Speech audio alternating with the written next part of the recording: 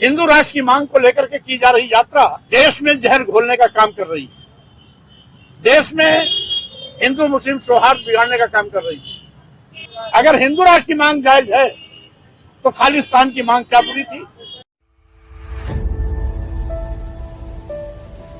स्वामी प्रसाद बोले, धीरेन्द्र शास्त्री राष्ट्रद्रोही है, उसे जेल भेजना चाहिए। झांसी में कहा, भाजपा देश के बंटवारे की बात करने वालों को संरक्षण दे रही है। झांसी में राष्ट्रीय शोषित समाज पार्टी के अध्यक्ष स्वामी प्रसाद मौर्य ने पंडित धीरेन्द्र कृष्ण शास्त्री राजद्रोही बताया। उन्होंने कहा कि धर्म के नाम पर अलग अलग राष्ट्र की मांग करना देशद्रोह है।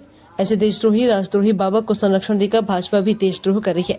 बोले, ऐसे बाबा को जेल की सलाखों में डालना चाहिए। उन्होंने बिहार में एनडीए की जीत को भी जनमत के विपरीत बताया। संविधान सम्मान जनहित हुकार यात्रा पर झांसी आए स्वामी प्रसाद मौर्य ने यहां अहिल्याबाई होलकर की प्रतिमा पर माल्यार्पण कर उन्हें नमन किया। वहीं मीडिया से बात करते हुए उन्होंने कहा कि इस यात्रा का मकसद गरीब, किसान, बेरोजगार, शोषित, वंचितों की आवाज बुलंद करना है। वे बुंदेलखंड की 8 दिवसीय यात्रा कर रहे हैं, जो कल यानी 21 नवंबर 2025 को जालौन के उरई में पूरी होगी। इस दौरान स्वामी प्रसाद मौर्य ने मीडिया से बात करते हुए भारतीय जनता पार्टी और बागेश्वर धाम के पीठेश्वर पंडित धीरेन्द्र कृष्ण शास्त्री की बीते दिनों निकाली गई यात्रा पर भी करारा जवाब किया।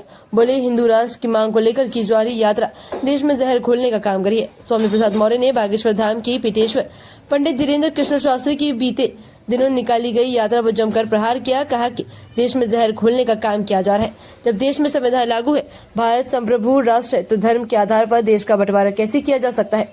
बोले, अगर धर्म के आधार पर देश का बंटवारा होगा तो खालिस्तान की मांग में क्या बुराई है? कल कोई बौद्ध राष्ट्र, जैन राष्ट्र, ईसाई राष्ट्र की मांग कर सकता है। धार्मिक आधार पर देश के बंटवारे की बात करना ये राष्ट्रद्रोह है, देशद्रोह है, जो भाजपा के संरक्षण में चल रही है। इस देशद्रोही राजद्रोही बाबा को जेल की सलाखों में भेजना चाहिए। उसे भारी पुलिस बल के साथ यात्रा में सहयोग कर रहे हैं।